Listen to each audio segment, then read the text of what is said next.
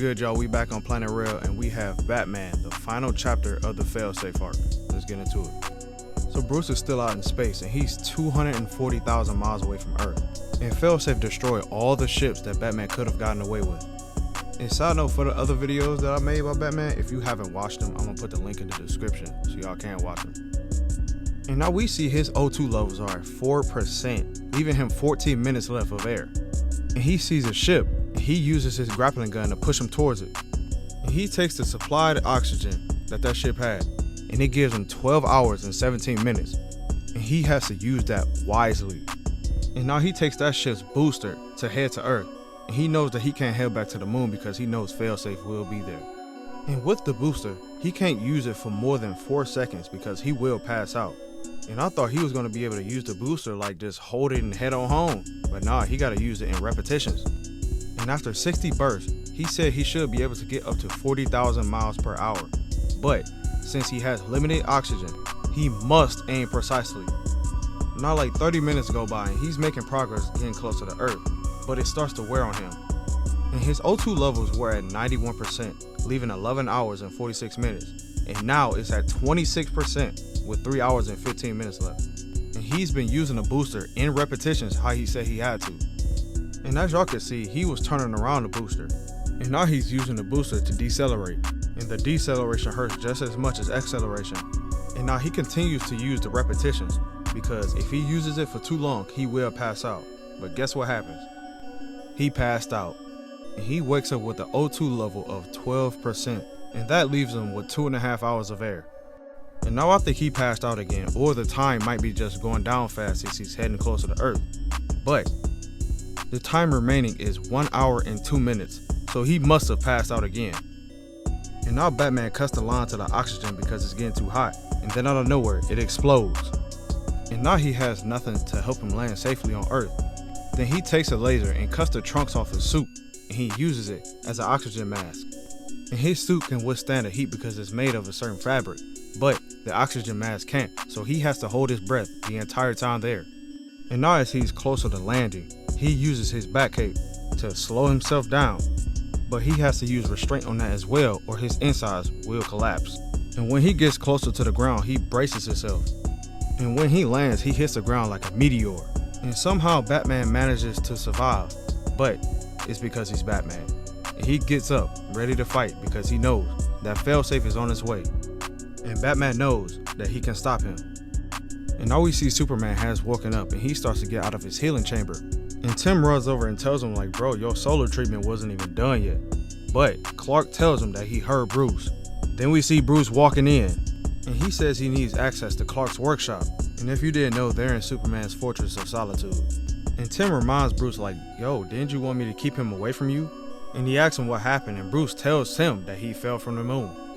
Then Bruce asks Clark how's he doing, but Clark says that he's not 100%.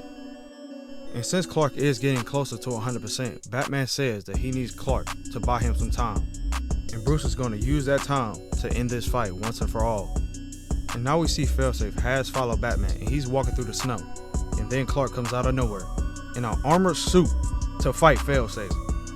And Clark says that he wasn't prepared last time, but now he is.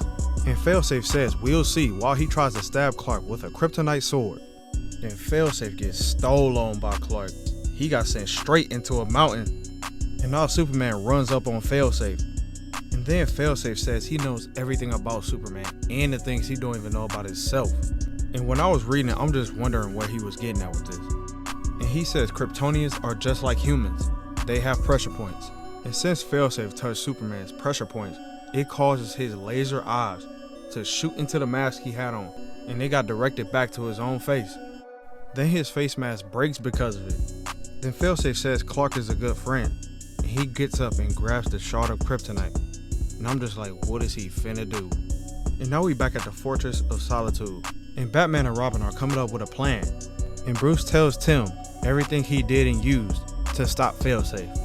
And there was a laser that Bruce used called the New Genesis Element X laser in a previous issue, and that put a small hole in Failsafe back, and that was the only damage he received. And Tim says they could just throw some explosives at him, but Bruce says nah, that ain't gonna work. And Failsafe is made with certain programs and a normal virus won't stop him. And Bruce says they have to add programming that won't immediately attack his original. And Tim asks him, what if it doesn't work? Then my heart drops, bro. Like, dang, what if it don't work? Like, what if Batman and Robin do fail? And now Batman thinks of his nightmare, and it's the Joker, murdering Tim and the rest of his family. Then Bruce starts to question himself, but he says he will beat Failsafe and save everybody. Because Failsafe was designed to beat Batman, but Failsafe does not stand a chance against Batman and Robin. Now we see Failsafe dragging Clark, and he says, nowhere to hide. And Batman says, who's hiding?